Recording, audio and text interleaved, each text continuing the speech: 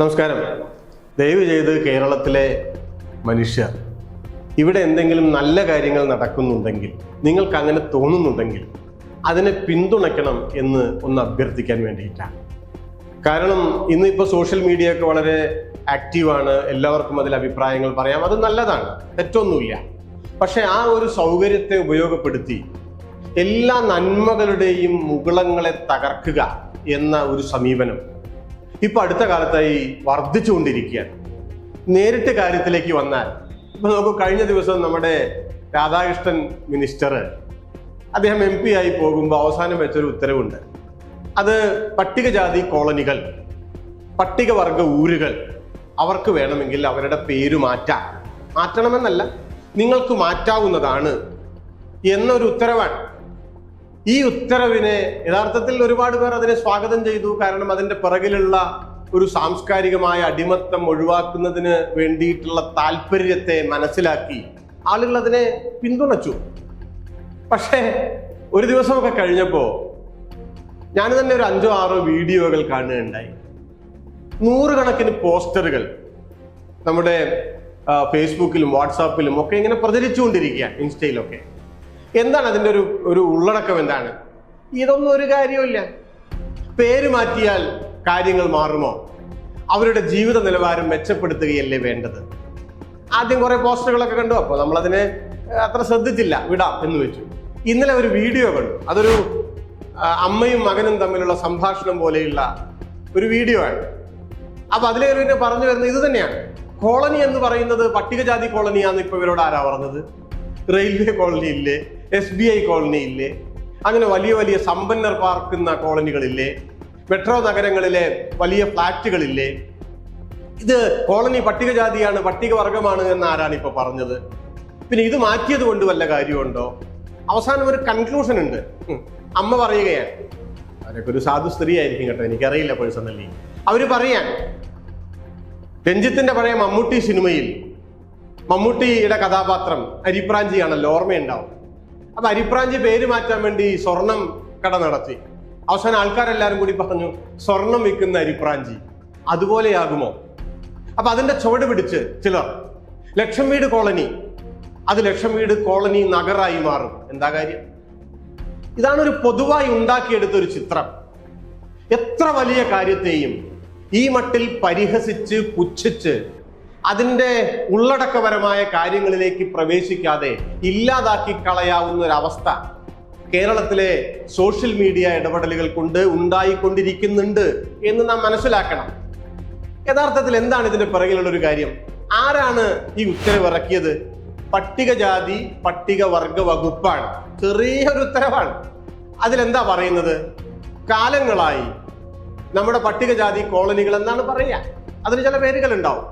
പട്ടികവർഗ ഊരുകൾ, സങ്കേതം എന്നൊക്കെ പറയാം. നിങ്ങൾക്ക് പറഞ്ഞല്ലോ, നിങ്ങൾക്ക് വേണമെങ്കിൽ അതിന്റെ പേര് മാറ്റാം, പ്രാദേശികമായ പേര് കൊടുക്കാം.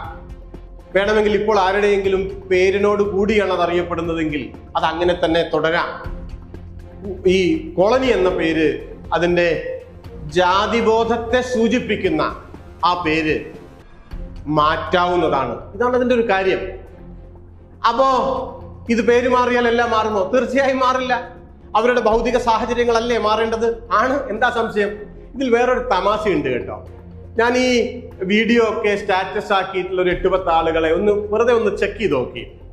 നിങ്ങൾ ഈ പോസ്റ്റർ എഴുതി വിടുന്ന ആൾക്കാർ ഇവരുടെ ഭൗതിക സാഹചര്യങ്ങളല്ലേ മാറേണ്ടത് എന്ന് പറയുന്ന ആളുകൾ, അവരെയൊക്കെ ശ്രദ്ധിച്ചുകൊള്ളൂ. അവരെല്ലാവരും നിലവിൽ നമ്മുടെ രാജ്യത്ത് തുടരുന്ന സംവരണത്തിന് എതിരായിരിക്കും. ഹിന്ദുമതത്തിലെ മേൽജാതിക്കാരോട് നിരന്തരമായി ഇത്തരം ആളുകൾ നടത്തിക്കൊണ്ടിരിക്കുന്ന ഒരു ഡയലോഗ് എന്താന്ന് വെച്ചാൽ, ഇങ്ങനെ കുത്തിവെച്ചുകൊണ്ടിരിക്കുന്ന ഒരു കാര്യം എന്താന്ന് വെച്ചാൽ, ഈ പട്ടികജാതിക്കാർക്ക് ഇങ്ങനെ വാരിക്കോരി കൊടുക്കുകയാണ് ഈ കേരളത്തിലൊക്കെ. അതുകൊണ്ടാണ് നിങ്ങളുടെ മക്കൾക്ക് പഠിക്കാൻ ജോലി അവസരങ്ങൾ എല്ലാം ഇല്ലാതെയാകുന്നത്, കുറയുന്നത് എന്ന് ആ വിഭാഗത്തിലുള്ളവരെ നിരന്തരമായി ഇഞ്ചക്ട് ചെയ്തുകൊണ്ടിരിക്കുന്ന ആൾക്കാരാണ് ഇപ്പുറത്ത് ഇത് പറയുന്നത് എന്ന് നിങ്ങൾ ശ്രദ്ധിച്ചാൽ മനസ്സിലാക്കാൻ പറ്റും. അവർ ജാതിവാദികളാണ്. ഇവർക്ക് ഭൗതികമായ എന്തെങ്കിലും മെച്ചമുണ്ടാകുന്നതിനെ എതിർക്കുന്ന ആളുകളാണ് പൊതുസമൂഹത്തിൽ. ഞാൻ പറഞ്ഞല്ലോ, സംവരണത്തെ എതിർക്കുന്ന ആളുകളാണ്. എന്താണ് കേരളത്തിൽ ഇതിന്റെ ഒരു അവസ്ഥ? ഞാൻ ഈ ഒരു വീഡിയോ യഥാർത്ഥത്തിൽ പട്ടികജാതി മേഖലയിൽ ഉണ്ടായിട്ടുള്ള അല്ലെങ്കിൽ പട്ടികവർഗ മേഖലയിലെ ഭൗതിക നേട്ടങ്ങളെ പറ്റി വിവരിക്കാനുള്ള ഒരു വീഡിയോ അല്ല. കുറെ കാര്യങ്ങളുണ്ട്, എന്നാലും ഒരുപാട് കാര്യങ്ങൾ ഇനിയും നേടാനുണ്ട് എന്ന് വിശ്വസിക്കുന്ന ഒരാളാണ് ഞാൻ. അതിൽ യാതൊരു സംശയമില്ല. എന്നാലും ഒന്ന് രണ്ട് കണക്കുകൾ പറഞ്ഞു പോകണമല്ലോ ഇങ്ങനെ ഉപരിപ്ലവമായി കാര്യങ്ങൾ പറയുമ്പോൾ. അതിലെന്താണ്? കേരളത്തിലെ പട്ടികജാതി ജനസംഖ്യ 9.1%. കഴിഞ്ഞ സാമ്പത്തിക വർഷം 2023-24 നമ്മുടെ സംസ്ഥാന സർക്കാരിന്റെ ബഡ്ജറ്റ് അലോക്കേഷൻ പട്ടിക SC വിഭാഗത്തിന് 9.81%. ഇനി പട്ടികവർഗത്തിന്റെ വന്നാലോ, മൊത്തം ജനസംഖ്യ 1.45%. Budget allocation 2.83. അത് ഈ വർഷത്തെയാണ് കേട്ടോ, 24-25. നിങ്ങൾ ഇന്ത്യയിലൊന്ന് നോക്കൂ മൊത്തം. ഇപ്പോൾ ഈ പോസ്റ്റർ എല്ലാം പ്രചരിപ്പിക്കുന്ന, വീഡിയോ എല്ലാം പ്രചരിപ്പിക്കുന്ന, അത് സ്റ്റാറ്റസ് ഇടുന്ന ആളുകളെ വെല്ലുവിളിക്കുക എന്നുള്ള വലിയ വാക്കൊന്നും പറയുന്നില്ല, എന്നാലും ശബ്ദം താഴ്ത്തി വെല്ലുവിളിക്കുക തന്നെയാണ്.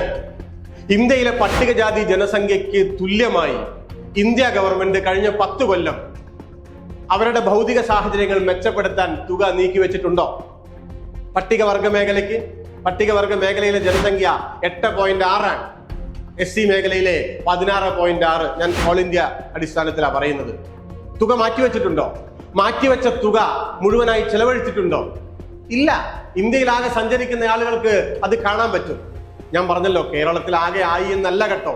എന്നാലും മറ്റു പല കാര്യങ്ങളും പോലെ പട്ടികവർഗ മേഖലയിലെ മനുഷ്യരുടെ ഭൗതിക സാഹചര്യങ്ങൾ മെച്ചപ്പെടുത്താൻ താരതമ്യേന വലിയ ചുവടുവെപ്പ് നടത്തുന്നത് കേരളത്തിലാണ്, വിശേഷിച്ച് ഇടതുപക്ഷ മുന്നണി ഭരിക്കുമ്പോഴാണ്.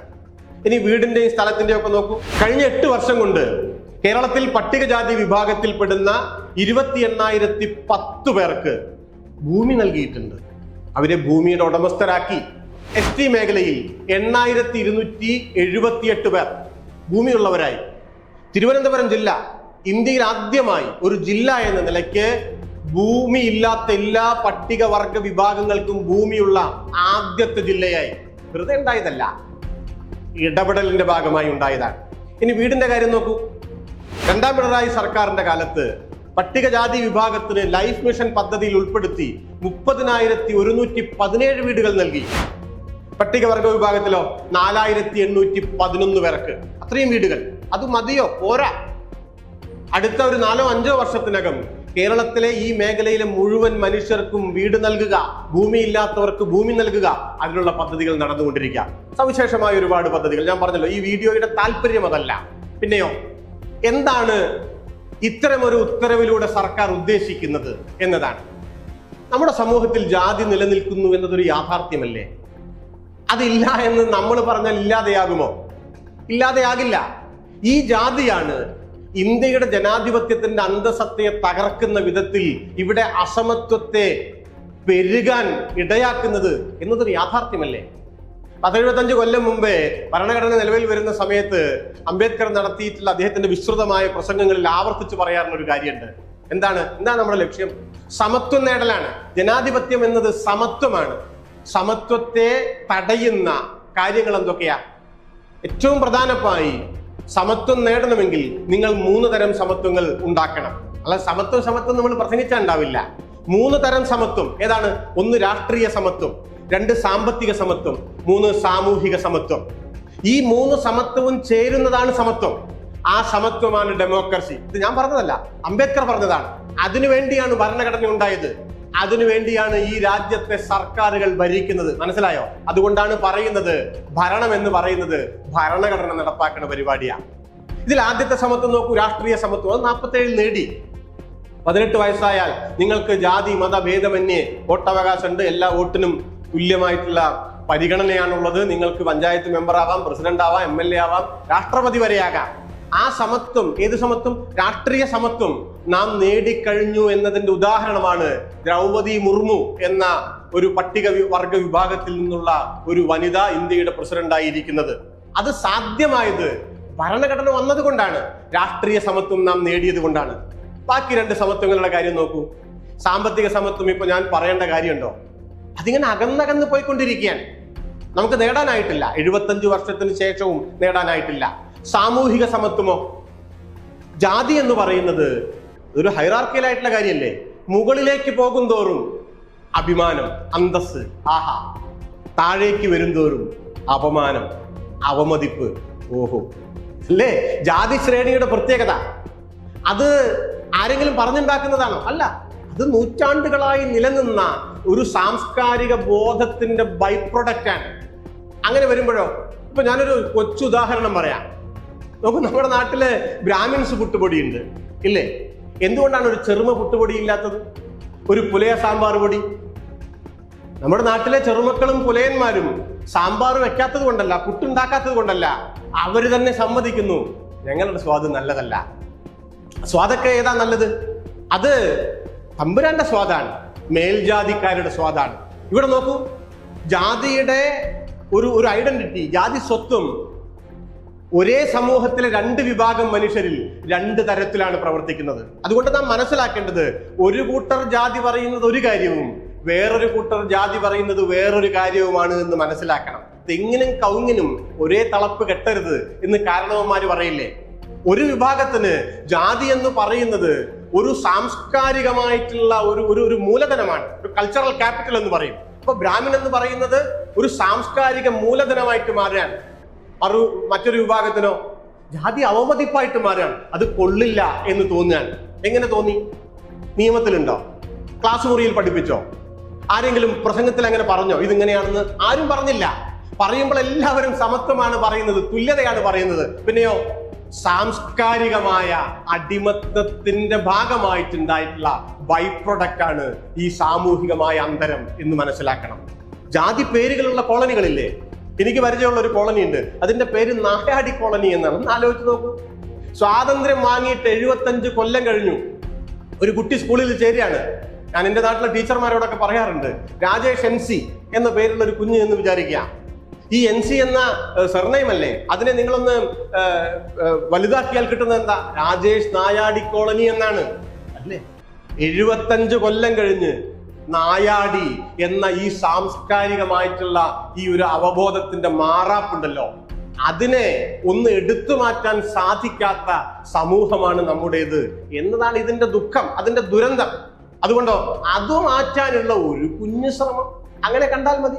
അതുകൊണ്ട് ആകെ ആയി എന്നല്ല, പക്ഷെ ആ ചെറിയ ശ്രമങ്ങളെ പോലും പാരവെക്കുന്ന, തുരങ്കം വെക്കുന്ന മനുഷ്യവിരുദ്ധരുടെ ഇടം കൂടിയായി നമ്മുടെ സോഷ്യൽ മീഡിയയുടെ ഈ രംഗം മാറിയിരിക്കുന്നു എന്നുള്ളതാണ്. തെറ്റായ താരതമ്യം ഉപയോഗിക്കുക. അല്ലെങ്കിൽ നോക്കി നോക്കൂ, ഒരു സിനിമയിലെ അരിപ്രാഞ്ചിയും ജാതി എന്ന സങ്കീർണമായിട്ടുള്ള ഒരു സോഷ്യൽ എലമെന്റും ഒരുപോലെ കമ്പയർ ചെയ്യാൻ ആലോചിച്ച് നോക്കൂ. കമ്പാരിസൺ തന്നെ പറ്റില്ലാത്ത വിധത്തിലുള്ള രണ്ട് കാര്യങ്ങളല്ലേ? ജാതി എന്ന് പറയുന്നതിന് ആഴത്തിലും പരപ്പിലുമുള്ള പരിശോധന ആവശ്യമില്ലേ? ഇതുകൊണ്ട് പറഞ്ഞു വരേണ്ട ഒരു കാര്യം ഇത്രയേ ഉള്ളൂ. ഇതിനെ അംഗീകരിക്കേണ്ടവർ, ന്യായീകരിക്കേണ്ടവർ, പ്രതിരോധിക്കേണ്ടവർ മിണ്ടുന്നില്ല. എതിർക്കുന്നവരോ അവരിങ്ങനെ ഇല്ലാക്കഥകൾ പ്രചരിപ്പിച്ചുകൊണ്ടിരിക്കുകയാണ്. മറുപുറത്ത് ഞാൻ പറഞ്ഞതുപോലെ, നിങ്ങൾ അല്ലാച്ചാൽ ഇത്തരം പോസ്റ്ററുകൾ പ്രചരിപ്പിക്കുന്നവരോട് സിമ്പിളായി ചോദിച്ചു നോക്കൂ, താങ്കൾ ഇങ്ങനെ പട്ടികവർഗ ജാതി വിഭാഗത്തിൽപ്പെട്ടവരുടെ ഭൗതിക സാഹചര്യം മെച്ചപ്പെടാഞ്ഞ് ആകെ വലിയ സങ്കടമായിട്ട് നടക്കല്ലേ? ആവട്ടെ, സംവരണം വേണോ? ഉടൻ പറയും വേണ്ട. ഈ രണ്ട് തലയും പിടിച്ച് മിന്നുകയും അതുവഴി നമ്മുടെ സമൂഹത്തിന്റെ പുരോഗതിയുടെ ഓരോ മുകുളങ്ങളെയും ഇല്ലായ്മ ചെയ്യാനും പരിശ്രമിക്കുന്ന ഇത്തരം കള്ളനാണയങ്ങളെ കരുതിയിരിക്കേണ്ടത് രാഷ്ട്രീയ പാർട്ടിയുടെ ഏതെങ്കിലും ഒരു പാർട്ടിയുടെ ആവശ്യമൊന്നുമല്ല. ഇന്നത്തേക്കാൾ നല്ല സമത്വമുള്ള ഒരു നാടുണ്ടാകണമെന്ന് ആഗ്രഹിക്കുന്ന സകലമാന മലയാളിയുടെയും കാര്യമാണ് എന്ന് ഓർമ്മിപ്പിക്കാൻ ആണ് ഈ സമയം ഉപയോഗിക്കുന്നത്.